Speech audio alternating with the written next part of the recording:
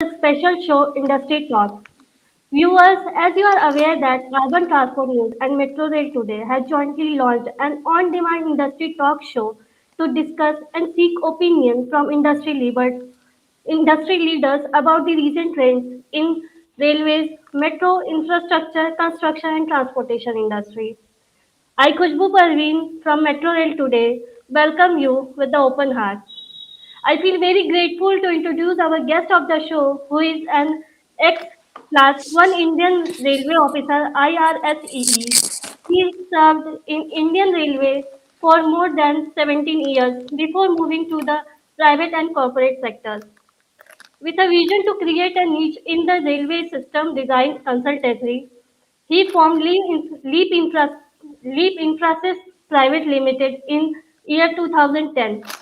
So please welcome the Director of Leap Infraasys Private Limited, Mr. Anil Jangid.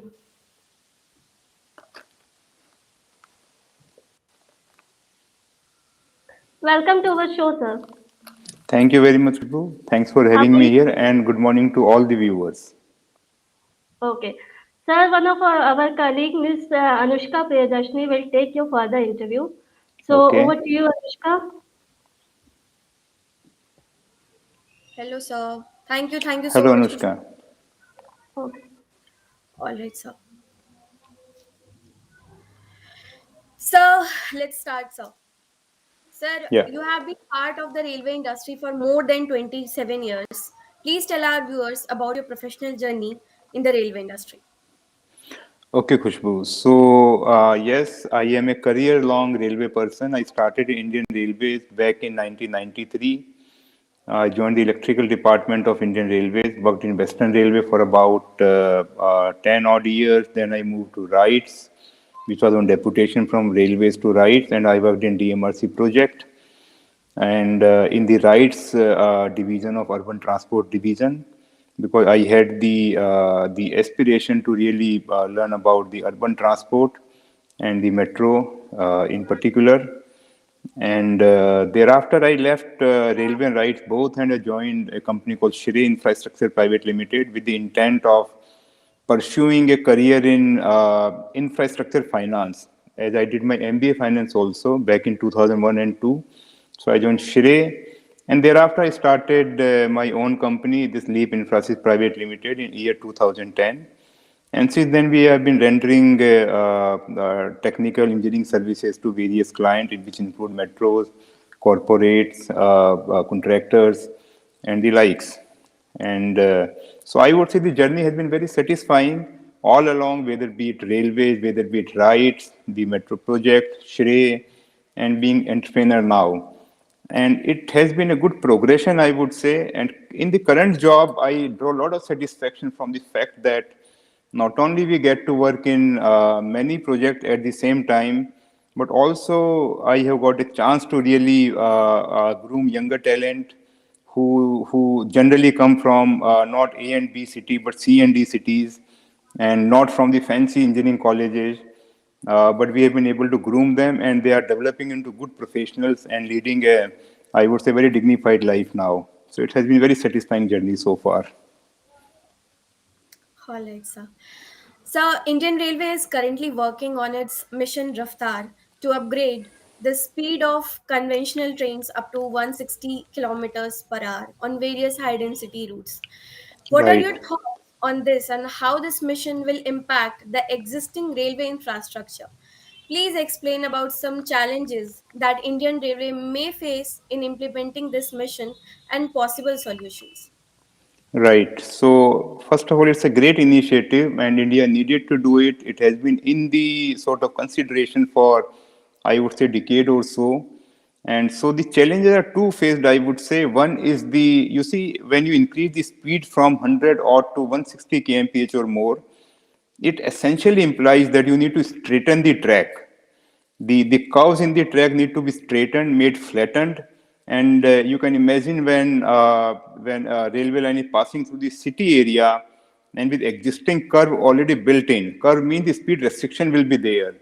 So to increase the speed, you need to straighten the curve, and in the city area, densely populated area, Straightening the curve means you need to acquire the land near to the existing track. So that's a biggest challenge, I would say, in implementing 160 kmph, which is not technical, but kind of a socio-political challenge. Now, on the technical side, of course, you need to upgrade the infrastructure, which is track, the overhead collection wire, signaling system, and of course, rolling stock. So I would say it's a challenge, but it's a great opportunity for the Indian companies in the technical area, in the system area, to upgrade themselves. And particularly, I see that the signaling system, which is, and as of now, not many, rather no Indian company is in the the higher end of the value chain of the signaling system. So this is an initiative wherein Indian companies need to come up, take initiative, aided by the, I would say, a policy ecosystem from the government, the enabling policy ecosystem. There's a great chance for the Indian companies to upgrade to 160, not only 160 kmph, but to 200 and more thereafter. So the challenge are twofold. One is the straightening the curve, which is a socio-political challenge, and second is the technical challenge, wherein but I'm sure the Indian companies are absolutely capable of rising to the challenge on the technical side. Yeah, and once any one project is actually implemented, so it will become a template like we have seen in Delhi Metro. 20 years ago, first line was commissioned, and it has become a template in the country, and many metro projects are being executed without much of a fuss now. So same thing will happen with 160 kmph. Any one project implemented means it will open the many more opportunity, many more such projects. Okay, sir. All right. So, most Indian metro systems are currently using 25 kV AC overhead power supply systems, and some are using 750 VDC third rail power supply system. Now, after launching the concept of Metro Light, which is a form of light rail transit system, the government is promoting use of third rail 750 VDC power supply system in the upcoming metro project. Which mode of power supply Which mode of power supply system is eco-friendly and best suitable according to you?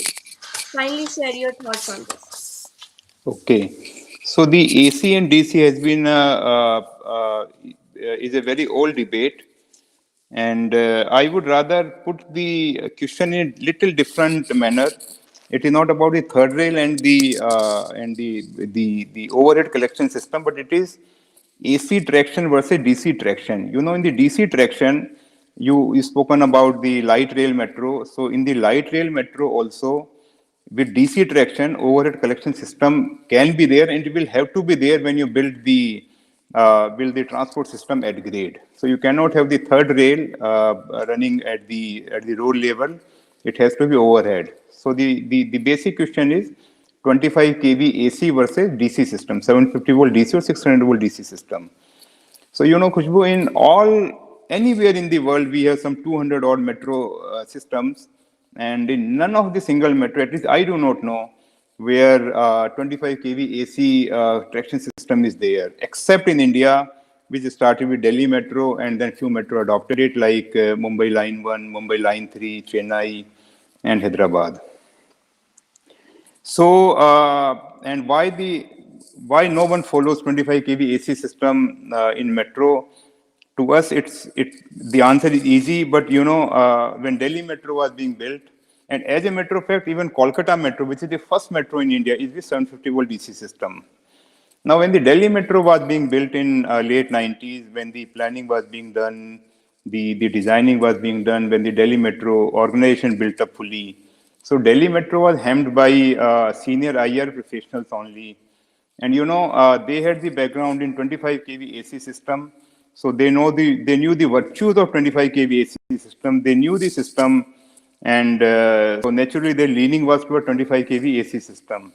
And that is how I would say 25 kV AC system came in metro in India, while the worldwide it is always DC system, whether it is third rail or the overhead. So now, and there are there are merits of DC system for a metro system or an urban transport system. It's a long debate. I'll not get into that. What are the merits and demerits? But the fact I told you that it is a DC system everywhere. And you can see the correction is happening in India also now with all the new metro or most of the new metros are coming with the 750 volt DC third rail system. You take Agra, you take Kanpur, Indore, Bhopal, Ahmedabad, Kochi, Pune Line 3 even, which is a PPP project.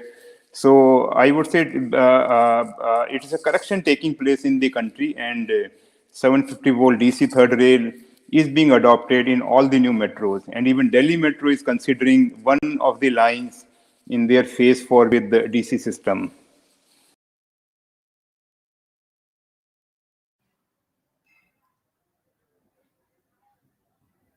To AC system, but AC system becomes a preferred mode or beneficial when you have an RRTS kind of system or a intercity railway system.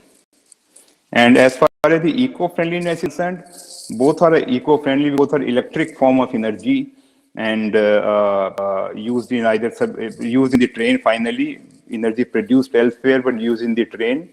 And both draw power from the grid substation. Then there is a conversion process from the whatever high voltage is there up to the traction motor which uses the low voltage in the train. So both are user friendly, but purely on the economic and financial consideration, 750 volt DC has a lot of merit over the 25 kV AC system. That's my thoughts. Okay, sir. All right.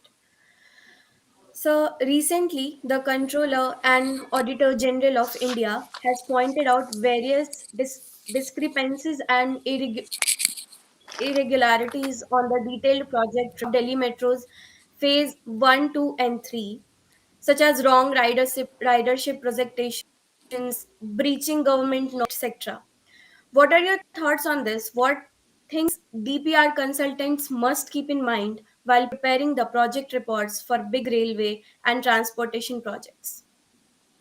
Okay. So yes, there has been cases, instances right from Delhi Metro Phase 1 to Delhi Metro Phase 3 and many other metro wherein the ridership figure have proven to be overestimation compared to what has actually been achieved, except probably in Mumbai Line 1 where Mumbai is very densely populated city, and that line happened to be in an area where there were a lot of ridership already. So, while some people say that the overestimation of ridership helps in getting the project sanctioned, I have a different view on that. Basically, my view is that though I'm not a traffic expert, but having worked in rides for some time, that's the view I developed, that the traffic modeling that we adopt is basically with a certain factors, like there's a total traffic, there's total population, there's a total traffic movement from point A to point B, and then we apply certain percentage of that, that this much traffic would shift to the metros.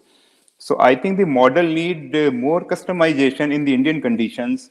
For example, the estimated ridership will materialize only if not only the metro is built, but also the connections to the metros, like the city spaces, the multimodal integration of other mode with the metro, those are in place so that the customer has a seamless experience. So unless those things are there, the ridership forecast will be overestimation forever. So the model need to factor in those issues which are very very important, and at the same time there are certain city specific habits also in different cities, so those also need to be analyzed, researched, and then the model need to be customized for that particular city. And in my view, the viability of a metro rail transport system not only comes from the financial consideration, but a bigger measure, I would say, or more relevant measure is the what we call economic internal rate of return. So when a metro is built in a city, the people when start using it, they save time. The road transport vehicles goes off the road. It releases the road capacity. It releases better air in the city. So those are the typical economic benefit that accrues to the user of that, the citizen of that city. So I would say that more emphasis need to be put on the EIRR, and which is actually there are norms as per the former Planning Commission or now the NITI Aayog, that a certain percentage of EIRR will qualify the metro project for sanction. And that is one side. Another side is to make it even more financially viable. What we need to do, and we are doing, it's a work in progress, is to cut the cost of the capital cost of the metro project. And while in India, the civil engineering capacity has really built up very well in last 20 years, but on the system side, we are still to catch up. Though it's a work in progress, but I personally believe, having been involved in many of the metros, that we have tremendous case for cost reduction by way of standardization of the metro system and the indigenization. So that's my thought about it, about the ridership, that basically the model need to be a bit updated and customized.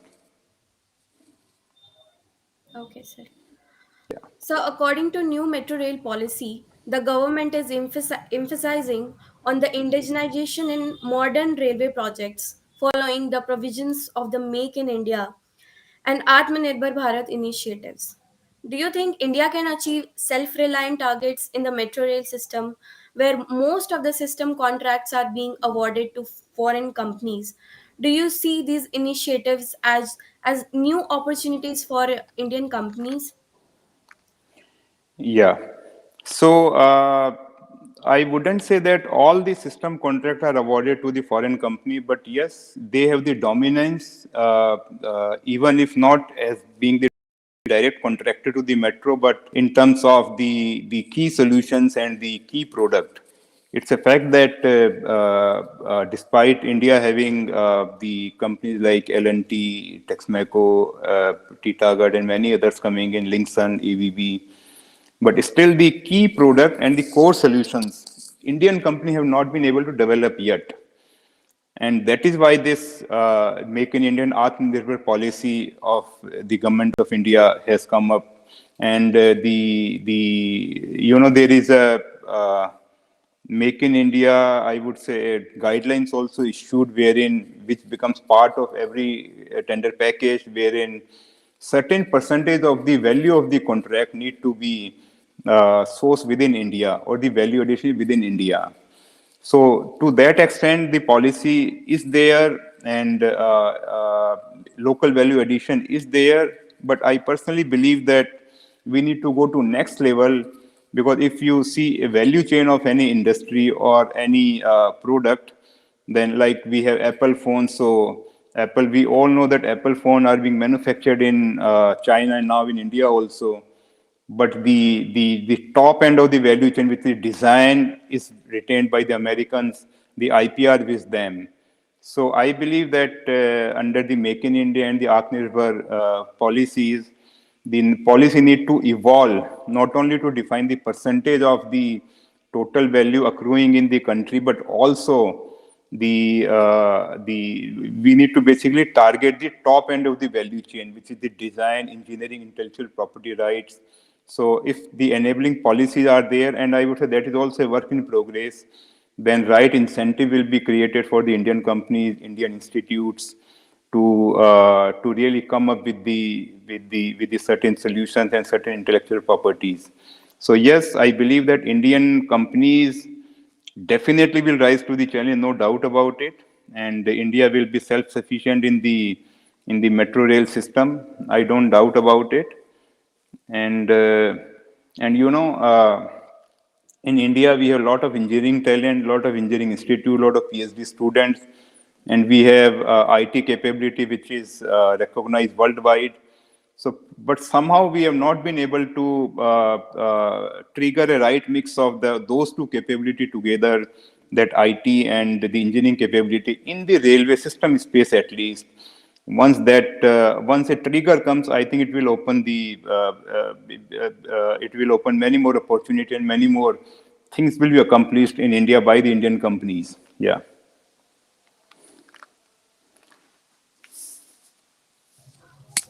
All right, sir.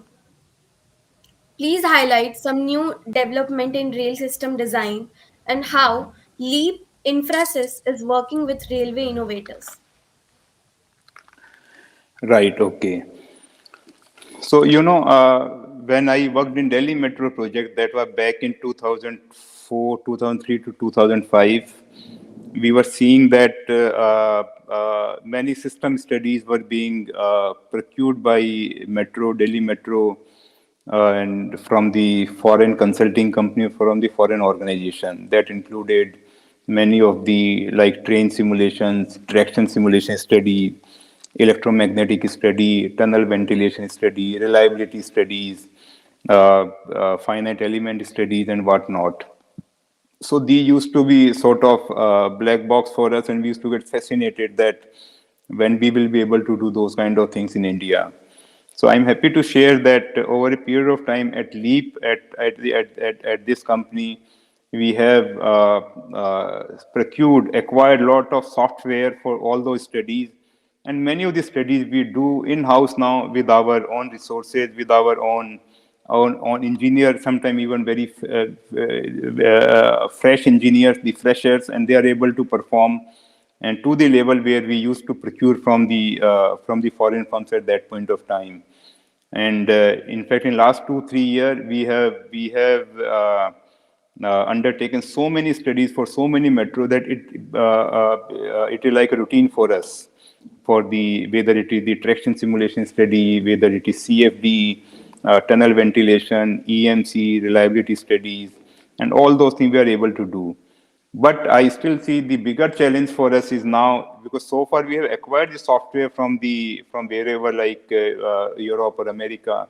But I believe India need to have its own solutions, and those simulation tools need to be developed in our country for our need, for our local environment. And we are on a lookout to really, and we have made it our goal to really get into development of those software simulation tools for our country, for our projects. And we are collaborating with some of our like-minded companies in India, not only for development of those simulation system study tool, but also we are targeting to get into solution development for automatic fare collection system, platform screen door system, O&M platform. And as of now, none of the Indian companies are present in providing those solutions. So we are exploring right opportunity with our associates, with our collaborators. And we do not know what will happen tomorrow, but we are trying our best. Okay, sir. So, anything you want to share with our viewers in respect to new technologies in the modern railways system? Okay, all right. I call, there are many, we call it software-based systems in metro or Indian railways or the long-distance railways.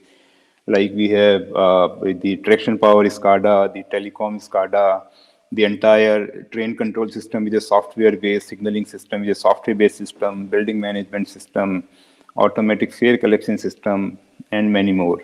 So these systems, as of now, operate independently, not integrated among themselves, and the operation and maintenance of the metro or railways is being done in the traditional manner, like we used to do in Indian railways. The records are there, the manual records are maintained, many registers are maintained, the manual procedures are there. I believe that there is a tremendous opportunity for bringing the O&M on an IT platform to an extent that, like we have in banking, you might have experienced that once a server goes down of a bank, the bank system cripples. I'm not saying it is a virtue, but it shows the level of automation or the level of IT or the digital system in the banking system.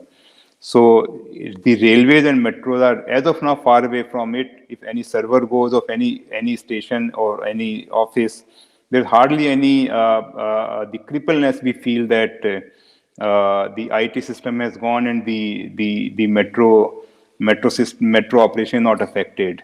So you take it in a positive sense. The level of automation need to go to an extent wherein some problem in the IT system makes you uncomfortable that you are not able to operate the metro. So the point I is making that the O&M automation is a huge opportunity in metro railways and could be other transport mode also. Wherein and the as of now, I believe that we haven't done enough around the world. Many companies claim that they have developed solution which renders entire O&M online on a platform, and it generates a lot of valuable data trends which finally helps in cost reduction either by way of predictive maintenance or optimized operation. So that's I personally call it the digital layer of the railway assets, which as of now is totally it's a big opportunity, and no one is there as of now, and we haven't done enough in that area, and we uh, for this to happen, the metro or the operator, some IT firm, some research institute, and some domain knowledge firms like ours need to collaborate in an appropriate mix which benefit everybody.